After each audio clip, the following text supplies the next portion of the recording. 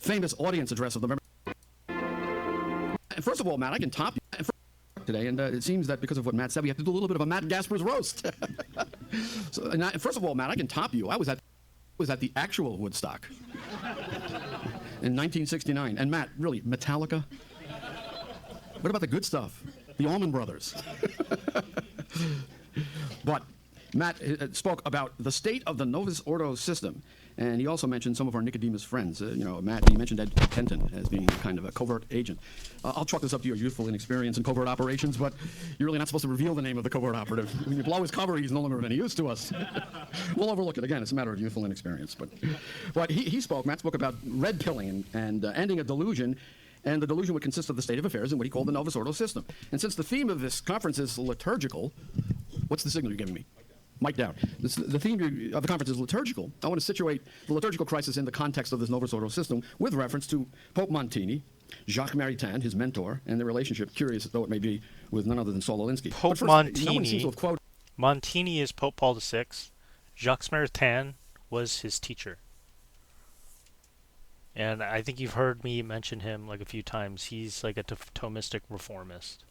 This famous audience address of November 26, 1969, in which Paul announced what he was going to do to the liturgy. And he says, and I quote, "We ask you to turn your minds once more to the liturgical innovation of the new rite of Mass. A new rite of the Mass, a change in a venerable tradition that has gone on for centuries. We must prepare for this many-sided inconvenience. It is the kind of upset caused by every novelty that breaks in on our habits. This is something that affects our hereditary religious patrimony, which seem to enjoy the privilege of being untouchable and settled. This novelty is no small thing. We should not let ourselves be surprised by the nature or even the nuisance of its exterior forms. As intelligent persons and conscientious faithful, we should find out as much as we can about this innovation." So much for the claim of certain defenders of the new Mass that it's really nothing new. He must have used the words novel and innovation 6 times in one paragraph. And then he goes on to talk about the novelty of it all. "It is here," he said, "that the greatest newness is going to be noticed, the newness of language. No longer Latin, but the spoken language will be the principal language of the Mass. The introduction of the vernacular will certainly be a great sacrifice for those who know the beauty, the power, and the expressive sacrality of Latin. We are parting with the speech of the Christian centuries. We are becoming like profane intruders in the literary preserve of sacred utterance. We will lose a great part of that stupendous and incomparable artistic and spiritual thing, the Gregorian chant. We have reason indeed for regret, reason almost for bewilderment. What can we put in the place of that language of the angels? We are giving up something of priceless worth. But why? What is more precious than these loftiest of our values? Actually, nothing. But here's his answer to his own questions. The answer will seem banal, prosaic, yet it is a good answer because it is human, because it is apostolic. Understanding of prayer is worth more than the silken garments in which it is royally dressed.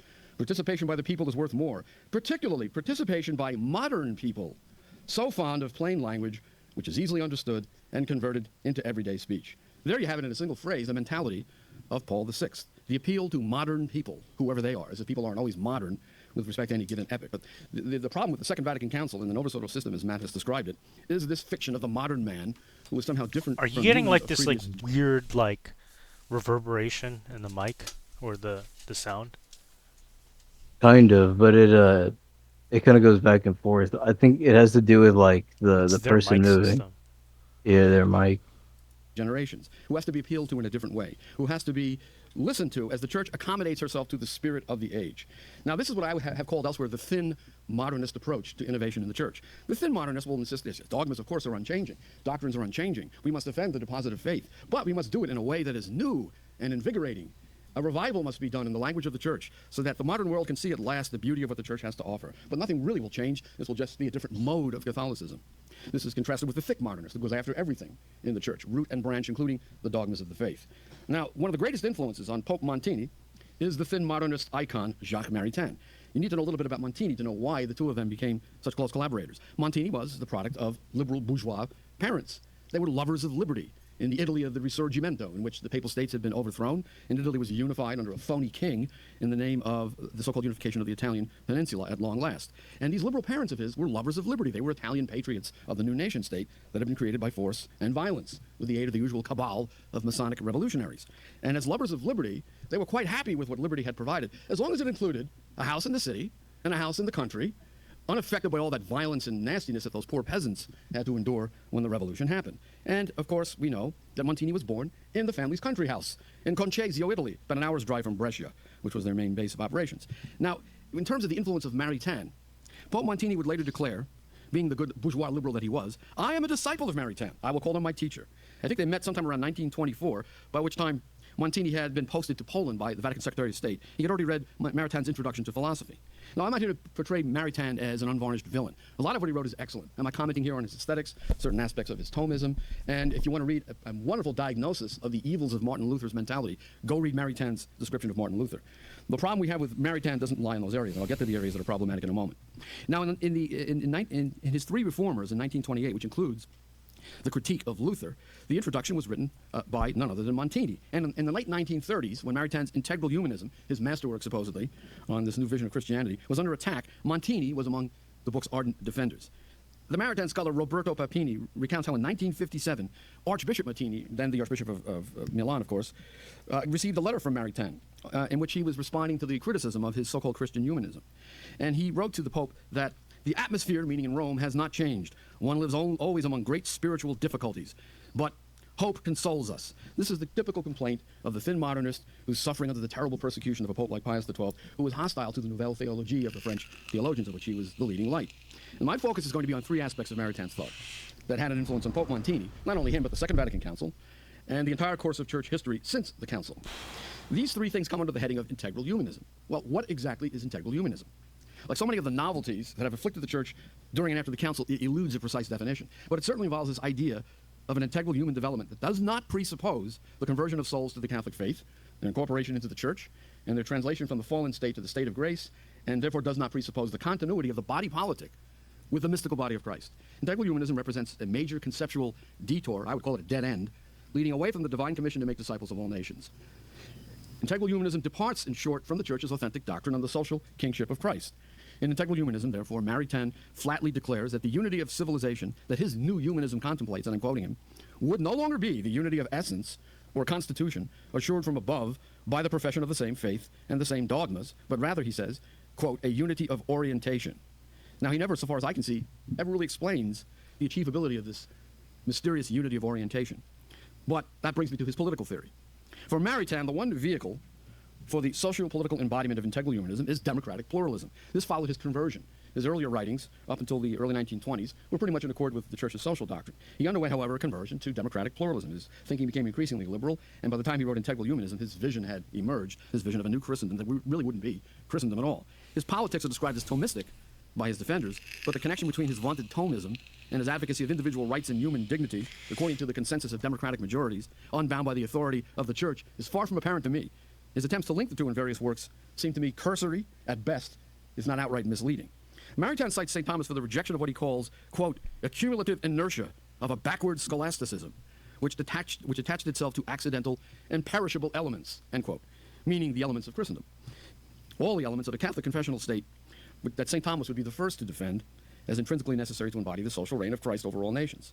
So let's look at three aspects of Maritain's political thought. His historicism, number one, his view of the source of political authority, number two, and his advocacy of a civic religion in place of So the do you unity of remember one when Lord, we one talked faith? about this when we were going through all the Vatican II stuff, and you were like, Yeah. what's it going to take to bring back like a more systematic approach, right? Where everything is thought out and laid out. They literally threw it out after Vatican II. Yeah. There's a prejudice against the old traditional way of looking at things. It doesn't make its way down into like the average ordinary people until like 20, 30 years after. So by the time we get to like the 1980s, 1990s, that's when it's pretty much in full force and the revolution starts. And, you know, people are prejudiced, you know, actively censoring and antagonistic towards Thomistic and systematic thinking in the Catholic Church across the board. So this is right before you're born, basically. Yeah. One baptism. First of all, his historicism. What is historicism? Yeah, it started It's from the notion top. that cultures and peoples are determined by the progress of history, as if history were a distinct and inexorable force that governs everything, so that with the passage of time, things must change just because history has advanced. According to Maritain and this thin modernist narrative that is now the official doctrine of the human element of the Church, any hope of recovering Christendom is gone. That must be abandoned in favor of a pluralistic democracy, which, contrary to Pope Leo, is not merely to be tolerated as a Do you get this now? Yeah. The Catholic Church gave up the project of Christendom. regrettable state of affairs, Why? but must be now given moral Because content there are a bunch of as homosexual the next divinely liberals. willed stage of human development. Back in the mid-30s, Maritain had expressed some irritation that young German Catholics objected to this dismissal of the Holy Empire as passé. But Maritain says it is not that the Sacrum Imperium was a bad thing. It is only that it is finished, his word. It's a word he imbues with the finality of some kind of irreversible physical event, like someone has dropped a wine glass on the floor and you can never put it back together again. It's finished, according to him. Now, he purported to detest Hegel, the philosopher who said that history is the outrolling of the world spirit, and the world spirit, in turn, is the development of God himself in this circular argument. He detested Hegel, so he claims, and he declares in Integral Humanism that people are, contrary to Hegel, radically free, and so forth. Nevertheless, he sounds very Hegelian in the same work because he speaks of a kind of law of history which has governed developments since the time the age of democratic revolution began. And he says in his book, Integral Humanism, and I quote, "If it is true, and a Christian cannot fail to think it is true, that God governs history, that whatever the obstacles, he pursues history, certain designs, and that thus in time, through time, a divine work and divine preparations are achieved, it would be against God himself to wrestle with the supreme government of history, to claim to immobilize in a past form the ideal of a culture worthy of our action." So he eliminates here any distinction between the positive and the permissive will of God, and that leads inevitably to the conclusion, based on his own premise, that God positively willed the destruction of the so-called medieval Christendom through the work of religious and then philosophical subversives, followed by violence and bloodshed perpetrated against altar and throne by revolutionary fanatics, which is how it happened. But then what are we to say about these subversives and the bloody-handed revolutionaries? Were they the instruments of Maritain's, quote, divine work and divine preparations for the emergence of democratic pluralism? Are we to suppose that in working for the destruction of Catholic social order, the destroyers were not going against God himself, or wrestling with the supreme government of history, to use Maritain's phrase? And furthermore, how does Maritain know that God, who governs history, does not have precisely in view a restoration of Catholic social order? Indeed, the very thing the Mother of God proclaimed at Fatima on the cusp of the period between the two world wars. By what channel does Maritain gain access to this outrolling of history in the mind of God? A distinctly Hegelian notion in the thought of one who, in Integral Humanism, claims to eschew both Marxist Hegelianism and historical materialism. A scholar by the name of Robert Song catches Maritain in the act of historical relativism. On what ground, he asks, besides pure historicism, which I just defined for you a moment ago, does Maritain stand to say that the restoration of so-called medieval Christendom is impossible, merely because time has passed, while ignoring that the establishment of his ideal of a new Christendom is not only possible, but indeed morally incumbent? After all, he says, it might be wondered why there is a difference in kind rather than just a difference of degree between realizing the new Christendom and returning to the ideals of medieval civilization. After all, he says, it's very difficult to instantiate any kind of ideal in society, so who's he to say that one is more difficult to install than the other? And he asks the final question, what real argument does Maritain offer in support of this view that only his new Christendom is realizable today, whereas medieval Christendom is absolutely unrecoverable? And Song's conclusion, which is my conclusion, is no argument at all. It's merely because he says so. Secondly, let's look at his idea about political authority. Here, Maritain completely rejects the teaching of Leo XIII, which he once accepted, as far as I can see, in such encyclicals as De Eternum, which is in line with the Thomistic tradition, which says essentially that the authority of any ruler, be he a king or democratically elected representative, descends to him directly from God. The people may designate who receives the authority that descends from God, but they are not themselves the source of that authority. To quote Leo, the ruler is designated, but the rights of ruling are not thereby conferred, nor is the authority delegated to him, but the person by whom it is to be exercised is determined upon. In other words, we delegate the one who receives the divine authority to govern. This is not the same as the Protestant fallacy of the divine right of kings, where God selects a particular king and invests him with divine right, but rather the idea that our Lord expressed to Pilate himself, the very executioner who was going to put him to death, that he would have no authority over Christ if it did not come to him from above. And Leo says in the same encyclical that civil power bears the impress of majesty, not because it represents God. I'm sorry, I'm quoting Maritain here. Maritain, rejecting Leo, says that political power bears the impress of majesty, not because it represents God. It is because it represents the people, the whole multitude, and its common will to live together. He even denies the very concept of sovereignty, reducing the ruler to an image of the people. He specifically argues that by, and I'm quoting, investing rulers with authority, the people lose in no way possession of their right to self-government. He dismisses what he calls classical theories of political power, meaning the contrary teaching of the church. And he says in a footnote that such a concept, the idea that authority descends directly from God to the designated ruler, remains in the background of some current scholastic views, which would reduce the democratic process only to a moment of free choice by the people of their masters. End quote. People have no masters, according to Maritain. The people are the master. But if the elected representatives are not masters, why must they be obeyed? Because, says Maritain, the people have agreed to obey them. So this is the nonsense of John Locke. The people are both rulers and subjects at one and the same time. The ruler is merely the vicar of the people. Now, Maritain even tinkers with the teaching of St. Paul in Romans 13, where he speaks of God's ministers, the ones who execute penalties, including the death penalty, as having their authority from God. This he invests with his own personal gloss on the gospel. He says that God's rulers are ministers only through the people, and this is, of course, nonsense when applied to the hereditary monarchies that predominated throughout most of Western history, and is, in fact, a warrant for overthrowing kings when they become unsatisfactory to a revolutionary minority who claim to represent the sovereign people. And in fact, echoing Locke, Maritain argued for the right to revolution. And here we encounter his idea of what he calls the prophetic shock minority. The people need prophets, says Maritain in Man and State, to move them in the right direction. They need, quote, inspired prophets of the people. And here Maritain reflects the influence of one of his own mentors, none other than Saul Alinsky, his dear friend, as we'll see in a moment, with whom he formed a friendship while teaching at Princeton in the late 40s and early 50s. In Man and State, Maritain gives these examples of prophetic shock minorities who wake up the sleeping masses. The fathers of the French Revolution, I'm quoting, or the American Constitution, of men like Tom Paine and Thomas Jefferson, and of course the originators of the Italian Risorgimento, which destroyed the Papal States and unified Italy, supposedly. He acknowledges that shock minorities can abuse their power to awaken the people, but they certainly need to be awakened. And he argues that the majority went wrong, but the shock minorities were right. The role of shock minorities, he says, is to, quote, awaken the people to something better than everyone's daily business, to the sense of a supra-individual task to be performed. The people are to be awakened, he says, because the people are asleep. People, as a rule, prefer to sleep. Awakenings are always bitter, end quote. Of course, inadvertently, he confirms what I've said in my book, which my church has for sale, by the way, that revolutions are never the work of the common people. They couldn't care less about the dreams of the prophetic shock minorities who wake them up. They want to till their land or sell their wares and live their workaday lives and die and get to heaven. But the shock minorities have other ideas in mind. And in the real world, the shock minorities engage in force and violence to get what they want. They stir up insurrection, they tear down existing structures, and they impose their will precisely as a shock minority in the most brutal fashion, and they don't refrain from genocide where it's necessary.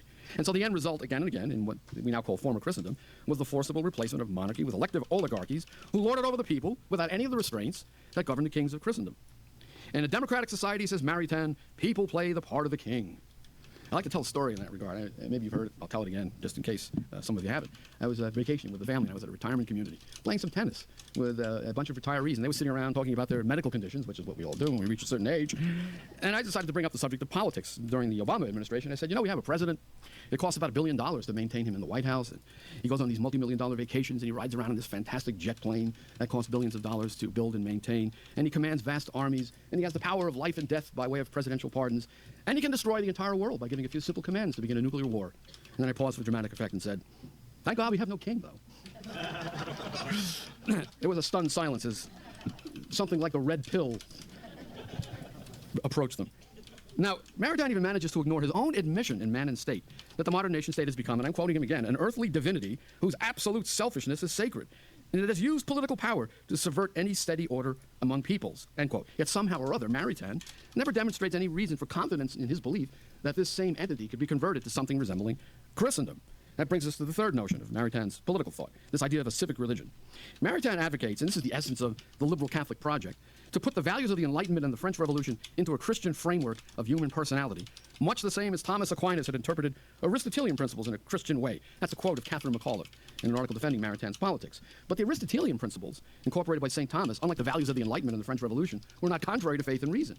And we have seen the results of Maritain's attempt. Indeed, we've seen the result of the whole conciliar and post-conciliar attempt to reconcile two irreconcilable systems. The values of the Enlightenment and the French Revolution destroy the Christian framework into which they were supposed to be fitted, just as the popes warned that they would. And that is why the syllabus of errors of Pope Pius IX, the victim of the Risorgimento in Italy, that Montini's parents were so fond of, that is why the syllabus of errors condemns precisely the so-called values of the Enlightenment and the French Revolution: freedom of conscience, the separation of church and state, absolute freedom of opinion, civil marriages and divorces, and so forth, the whole litany of the elements of the modern state system. Now, in place of the unity of faith in so-called medieval Christendom, Maritain proposes in Integral Humanism a nebulous, quote, common aspiration to the form of common life that is best in accord with the supratemporal interests of the person.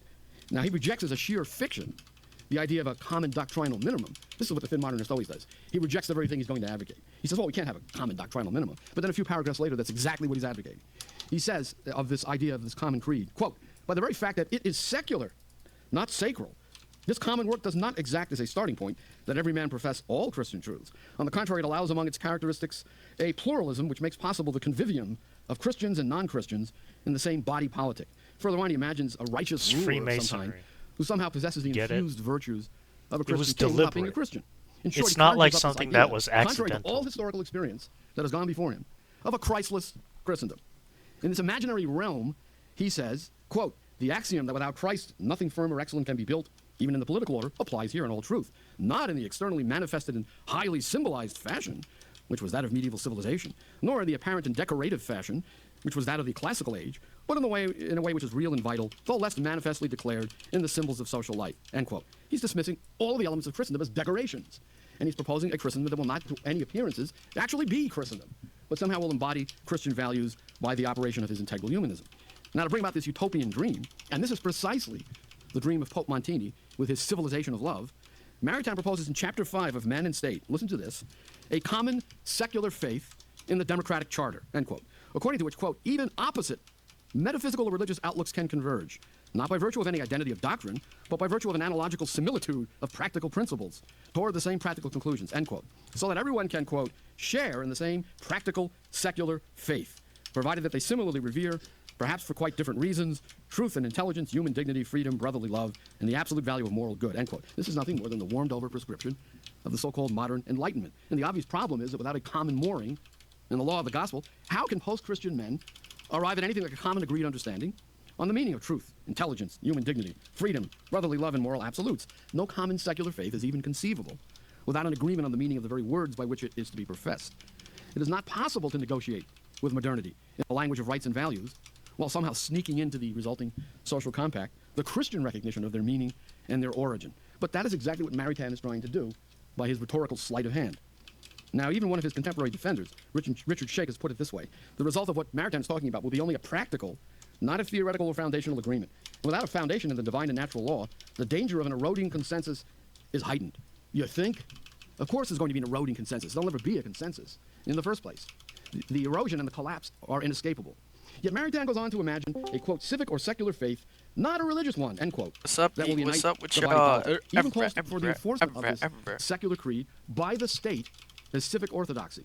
In one of the essays in a compendium called The Range of Reason, here's what he writes. The heretic is the breaker of the common democratic beliefs and practices. The totalitarian, the one who denies freedom, his neighbor's freedom, and the dignity of the human person, and the moral power of law. Tough We video, do not wish him to be burned or expelled from the city or outlawed or put in a concentration camp, but the democratic community should defend itself against him by keeping him out of its leadership through the power of a strong anybody public here? opinion. Anybody here? Anyone handing Anybody him over to here? justice Anybody here? when his Anybody activity here? endangers Anybody the No, here? state, we're end watching quote. this. And that is exactly the regime we see in operation today. We call it political I correctness. didn't get 1440p, we see people's lives 60 being FPS. destroyed because they have the wrong opinions. We Is see he like prosecutions a- for hate like a crimes in various Nitro European member or nations and something? Canada coming soon to the United States based upon speech alone. And we see the tech giants censoring conservative viewpoints. Vismo. So we have the democratic creed. It isn't the one Maritain So- envisioned, but it certainly is being Just enforced turn in the him manner down, man. that he had in mind. Oh, Now, I'm yeah. reading all this crazy stuff. It occurred to me that there would need to be some kind of little red book, He's like a brain Mao's dead little red book, anyways. for the inculcation of Maritain's my brain democratic dead. charter What are you in talking the minds about? of the people. And after I thought of this, I stumbled I'm not across even sure if the you can beat me observation in a debate by if we Philippe debate about your own Chenot, theology. a prominent Maritain scholar, that his magnum opus, Integral Humanism, was indeed, and I quote him, Le Petit Livre Rouge, the little red book of a whole generation of Christians. And this is what was leading up to the Second Vatican Council and its embrace of the modern notion of religious liberty. He echoes here with this democratic creed and its enforcement by the state, the very thinking of Rousseau, whom Maritain claimed to detest, and of Locke concerning the intolerance of Catholics and them alone in his letter concerning toleration. In fact, he seems to be more influenced by Locke and the American Constitution than by St. Thomas, who can hardly be enlisted as a source for this whole crazy notion. Now, Christopher Shannon has observed in his Reflections on America that Maritain, and I'm quoting him, came close to arguing that America had achieved the closest approximation of a Catholic social order, short of a confessional state. This conflation of Catholicism in America would bear bitter fruit in the next decade. The Second Vatican Council's call for dialogue with modernity was interpreted by American Catholics as an imprimatur on reshaping the institutional and doctrinal life of the Church in conformity with secular modern culture. By 1968, the Church in America, indeed in the wider Western world, appeared to be coming apart. And of course, we can relate that in large measure to the liturgical collapse, which was caused by the innovations in the liturgy that are the main theme of this conference. Now, Maritain, according to Peter Hebblethwaite, the biographer of Paul VI, was articulating the principles of post-fascism in Italy for Montini and those who would attend and preside over the council. But I say that in reality, he was articulating the terms of the Church's unconditional surrender to democratic pluralism during and after the council. And if you don't think there's been an unconditional surrender, think for a moment about the American hierarchy. I need not say anything further, I think, on that score. Now, all in all, this shallow post-Enlightenment liberal politics of this supremely naive exponent of pluralist utopia boils down to exactly what St. Pius X identified in his condemnation of the Sion movement in France. And I quote him, "Vague notions and ambiguous expressions with emotional and high-sounding words, which, whilst attractive, are nonetheless nefarious. Such were not so long ago the doctrines of the so-called philosophers of the 18th century, the doctrines of the Revolution, and liberalism, which have been so often condemned. And of course, it was all progressive pie in the sky. Maritain's entire vision was a delusion, the same one that has haunted our civilization since 1776. And yet Maritain imagined himself to be, get this, I'm quoting from one of his books, a kind of spring finder who presses his ear to the ground in order to hear the sound of hidden springs and of invisible germinations, end quote. I think the only hidden spring Maritain heard was the sound of his own babbling. Now, Maritain failed to recognize that in the mass democracies that are now the earthly divinities he himself decried, there has not only been a total loss of the distinction between church and state, but a merger of the two. The sacred secularity of the democratic regime is what we now confront. Indeed, as I showed you a moment ago, Maritain himself called for a civic or secular faith, not a religious one. That's a direct quote. William T. Cavanaugh has observed this about the development. The longing for true communion that Christians recognize at the heart of any truly common life is transferred onto the nation state. Civic virtue and the goods of common life do not simply disappear. As Augustine perceived, the earthly city flourishes by producing a distorted image of the heavenly city. Cavanaugh goes on to say famously, it's like being asked to die for the phone company. The temporal nation state of political modernity has supplanted the unifying and moralizing role of the church. And what is the result for the human person that Maritain, Montini, and the Council all exalt?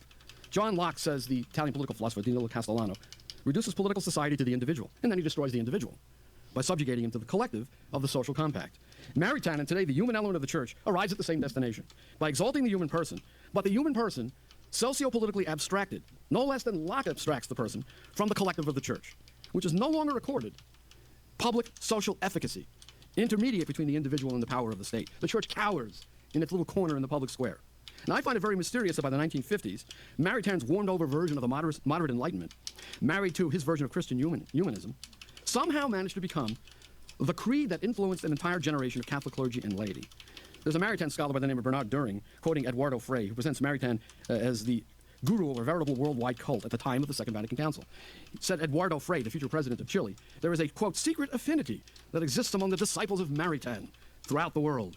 And Frei, the future president of Chile, said this as well. The tremendous debt that Maritain's disciples owe to their master, he said, comes from his defining and clarifying ideas, without which their action would have lacked content and become no more than restless activism. What he says we must do is take the inestimable treasure of ideas that Maritain has left us and add to their richness by displaying them to the world and by revitalizing them through new and creative forms of interpretation. Just who are we dealing with here? Plato, Aristotle, and Aquinas rolled into one? How did this man acquire such influence? When any student of political philosophy from a Catholic perspective would know, his political thought is that of a clumsy hack. That's what he really was in terms of his politics. Now, we see here an intellectual blindness that cannot have been the result of anything but what was at the bottom a hubristic and mysteriously unexamined presumption. And the presumption on the part of Maritain, Pope Montini, and other Catholic prophets of modernity during the period between the two wars and afterwards is that it was up to them to reimagine the entire relationship between church and civil society, as if no way forward would be apparent without their thoughts on the matter. Yes, if only the theological independent contractors of the Nouvelle Theologie could burn enough of the midnight oil, the church would have a vision at last of her proper place in the modern world. So Maritain thought himself entitled to propose to the church and the world what he calls, quote, the prospective image of a new Christendom. So evidently he viewed as inconceivable such quaint ideas as this one. In the end, my immaculate heart will triumph. The Holy Father will consecrate Russia to me, and she will be converted, end quote. So this is the figure that we're dealing with, whose influence on Father Montini and then Pope Montini would be absolutely decisive. In fact, the influence on the council, worked by Maritain and his works, was also decisive. Tracy Rowland says that Gaudium et Spes, one of the most problematical documents of the Council, bears witness to Maritain's general political project of rapprochement with the liberal humanist tradition. Cardinal Gabriel Marie Garon, the relator for the commission that drafted Gaudium et Spes, revealed that Maritain's liturgical humanism was, quote, an important influence on the formulation of Gaudium et Spes. The document on religious liberty, Dignitatis Humanae, breathes the spirit of Maritainism. We see this immediately from its completely ridiculous opening line. Quote, a sense of the dignity of the human person has been impressing itself more and more deeply on the consciousness of contemporary man, and the demand is increasingly made that men should act on their own judgment, enjoying and making use of a responsible freedom, not driven by coercion, but motivated by a sense of dignity. Now, who in his right mind could say that about contemporary man after the bloodiest century in human history, the emergence of abortion and birth control, and the moral decomposition of all of Western civilization was already well underway? This is an absolutely delusional assessment of the capacities of so-called modern man, bereft of the guidance of the church. Now, Maritain didn't personally attend the council, but his theological collaborator, Father Charles Journet, did. He attended the last session in 1965, and Journet, made a cardinal by Montini, went right from father to cardinal, was very sound on moral theology, there's no question of that, but very liberal in terms of his social teaching and his politics. He was a member of the camp of Jacques Maritain. He embraced the thin modernist narrative of this illusory new Christendom. And during the council's final session, as one of the voices of Maritainism, he advocated Dignitatis Humanae and Nos Veritate, the conciliar document on the rapprochement with various religions. And Maritain gave Montini 4 memoranda to use at the council. And these cover the following subjects: the liturgy, we can imagine what he said there, the apostolate of the laity, religious liberty, and prayer. Here's what he said about religious liberty in the memorandum he gave to Pope Montini. The state, he says, does not have any mission or any competence to teach the truth or to guide toward it.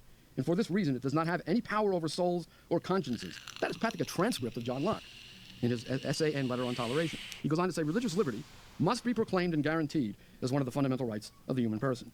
Now, that may be the position of John Locke, but it was not the position of the Catholic Church before 1962. Overall, says Brooke William Smith, while following the lead of Leo XIII, Maritain's social writings appeared to many before the council to be revolutionary. And Thomas Pink, a friend and colleague, has said this: Leo XIII's theology is proving more credible than Maritain's. For Leo's theology does what Maritain's fails to do, which is to explain convincingly just why political secularization has failed to take the benign form that Maritain predicted. What has followed political secularization is very much what Leonine doctrine implied might follow. Not at all what Maritain and Journet so confidently predicted. Now, before I get to the conclusion, I want to say a few words about the relationship between Maritain, Montini, and none other than Saul Alinsky. We can't leave the subject of Maritain without revealing his deep friendship with Alinsky, the cigar-chomping Jewish agnostic community organizer whom he met in 1945 during his wartime and post-war sojourn in America. Alinsky, Maritain would later write in his Peasant of the Garonne, is, quote, a great friend of mine, a courageous and admirably staunch organizer of people's communities, and an anti-racist leader whose methods are as effective as they are unorthodox, end quote. In other words, political dirty tricks, of which Alinsky was the master. Alinsky saw a liberalized American Catholic Church, particularly in the Chancery in Chicago, as a prime vehicle for his advocacy of socialist programs, passed off as social justice, and of course he was right. Whenever Maritain and Alinsky met, writes During, they, quote, spent long hours exploring the democratic dream of people working out their own destiny. Both accepted democracy as the best form of government. In The Peasant of Garonne, Maritain writes this: I see in the Western world no more than 3 revolutionaries worthy of the name: Eduardo Frei in Chile, whom I just mentioned, Saul Alinsky in America, and myself in France, who am not worth beans, since my call as a philosopher has obliterated my possibilities as an agitator. He's too busy providing the agitators with the philosophy they need. He can't do the agitation himself. So Alinsky's vaunted career as a social justice warrior in Chicago, as we know, as anyone who studied his career will know, produced almost nothing in the way of actual justice. What he did, precisely at the urging of Maritain, produced a couple of influential books. One of these is Rules for Radicals, which Maritain either failed to read or decided to overlook much of its content because he praised this book to the heavens. Now, Rules for Radicals is dedicated in its preface to the first radical known to man who rebelled against the establishment and did it so effectively that he at least won his own kingdom, Lucifer. In Rules for Radicals, Alinsky declares, dogma is the enemy of human freedom. Dogma must be watched for and apprehended at every turn and twist of the revolutionary movement. And after he denounces dogma, he gives a series of dogmas. The sacred right to revolution, the dictum. Pope Paul VI and the philosophers, the theologians of the Second Vatican Council all attacked the dogmas of the Church. And I quote, mankind has and been... it was all because, again, remember we watched all those videos on the history of psychoanalysis? Yeah. They were, and I told you in the past 20 years, all of the psychoanalytical theories have been basically debunked and thrown into the trash bin. So this is what we've inherited, and then you have smooth brain, like slow people, like Pope Francis. He's slow. Like, he's not a smart guy, right? But for the past 20 years, he hasn't caught up to the findings in new cognitive science and cognitive research to even know that it was an intellectual error. And so he's just going all the way like an idiot. He's just he's just hanging himself, basically, just like Judas. Is divided into 3 parts: the have, the have-nots, and the have-a-little, want-mores. The spiritual life of the haves, dogmatizes Alinsky, is merely, quote, a ritualistic justification of their possessions. And then he lays down various ethical rules for the social justice warrior, including the right to employ blackmail and other unethical means, if necessary, to achieve a so-called social justice result. And according to Alinsky's ethical rules, and I quote one of them, the real and only question regarding ethics of means and ends is, and always has been, does this particular end justify this particular means? Ethical standards, says Alinsky, must be elastic to stretch with the times. Here is an example of Alinsky's so-called moral purity, according to Maritain. I have always believed, he says, that birth control and abortion are personal rights to be exercised by the individual. If in my early days when I organized the backyards of the Yards neighborhood in Chicago, which was 95% Roman Catholic, I had tried to communicate this, even through the experience of the residents, that would have been the end of my relationship with the community. Some years later, after establishing solid relationships, I was free to talk about everything, including birth control. I remember discussing it with then Catholic Chancellor. By then, the argument was no longer limited to such questions as, how much longer do you think the Catholic Church can hang on to this archaic notion and still survive? And that was in 1966. Now, in spite of all this, here's what Maritain writes of his beloved friend Dolinsky in 1971 about rules for radicals. Quote, a great book, admirably free, absolutely fearless, radically revolutionary. I regard the book as history-making. If middle-class people can be organized and develop a sense of and a will for the common good, and if Saul is there to inspire them, they are able to change the whole social scene for the sake of freedom. Now, he makes a few timid objections to Alinsky's amoral situation and utilitarian ethics. But at the end of the same letter, he says, you know that I am with you with all my heart and soul. Pray for me, Saul, and God bless you. To you, the fervent admiration and abiding love of your old Jacques. Now, I'll note in passing that this relationship between Maritain and Alinsky gave rise to a connection between Alinsky and Montini.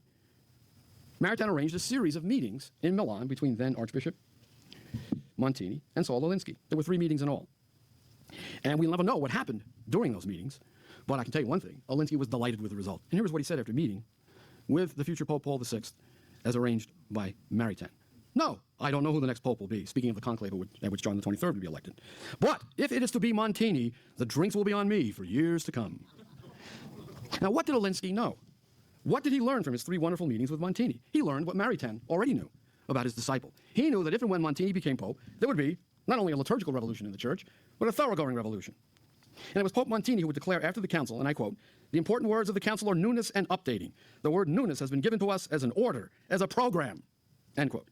I would say that never in the history of the Church has a Pope uttered such nonsense in a public address to the Church Universal. Now, I'll conclude with a section on what I call Montini's and Maritain's season of regret. They both lived to see their illusions shattered, although they refused to admit that their own thinking had been largely responsible for the situation that developed.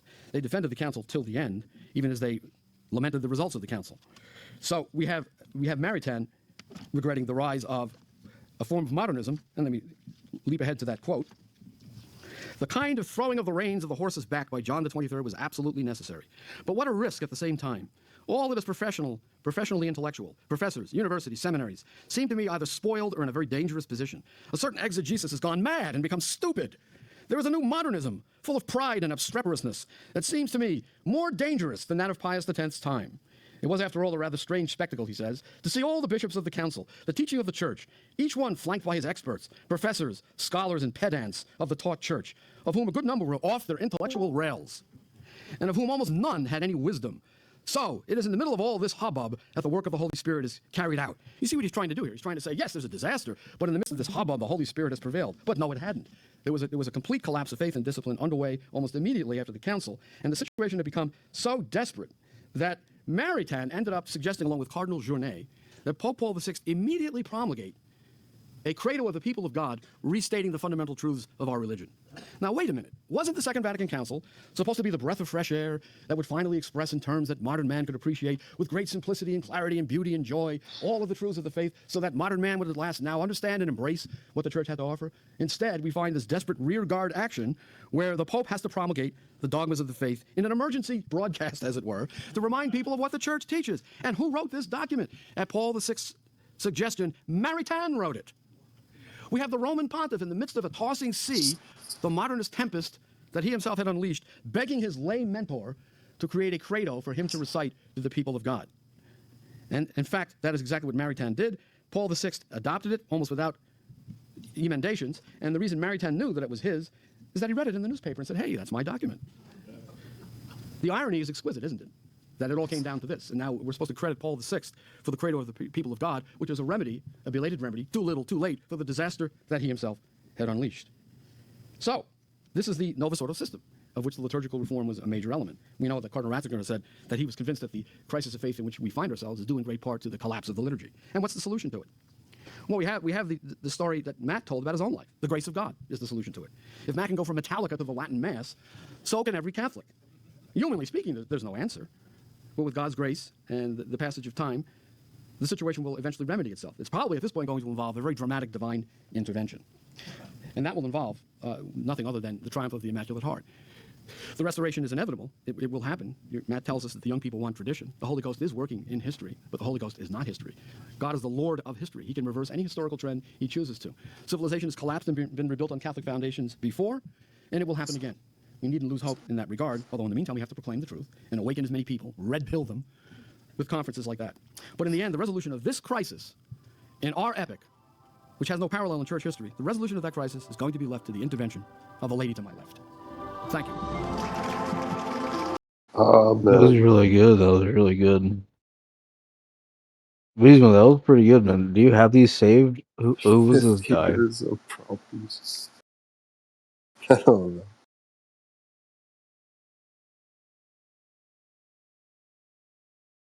It's like beautiful, like lettering. Yeah, I need to save this one. But it just says that was a good video, man. That show was crazy.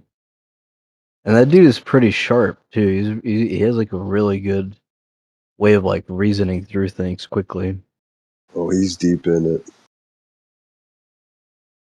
Oh shit, my bad. Yeah, your thoughts. Yeah, Chris, yeah, this is a very good video. So I mean, I'm hoping it, like, that's why I try to give you some context first, right? That's why we went through the whole history so you can catch up, because and yeah, Christopher Ferrara, he's a constitutional lawyer. That's why he's very good at public speaking, and he's good at reasoning these things out. He's a very good man. And, but you see, like, it's pretty clear, right? It was deliberate. They attacked the dogma of the church. The program, right? They were working under. They were conditioned by their time, man. That's all I have to say. They were engineered. They drank the Kool-Aid. There's no other way to put it.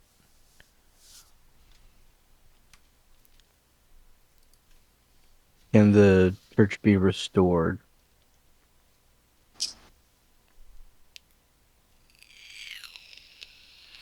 Drink the I mean, Kool-Aid. that's the hope, but we just don't know. That's unfortunate.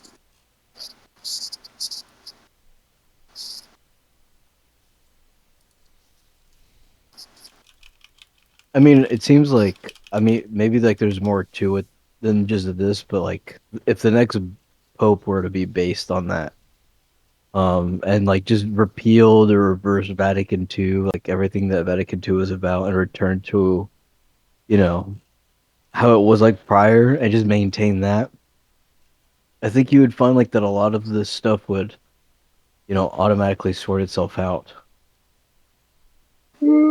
Maybe it will happen, actually. I'm a little optimistic. I do think it'll be part of the deception if it does. Sadly. No.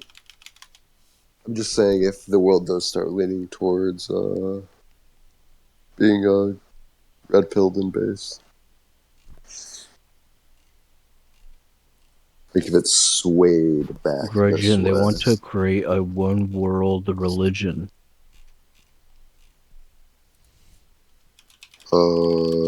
What? They want to create a one-world religion.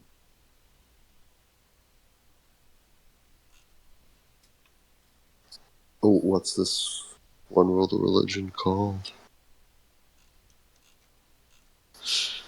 We actually don't know yet. But, like, it's going to be a mishmash of all these different monotheisms.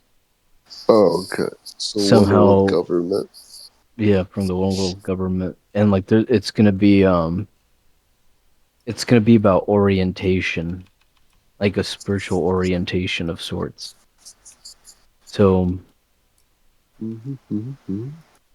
Yes, the great division is taking place. It's actually awesome. Pope Francis. Yes, it sucks. It grieves everyone.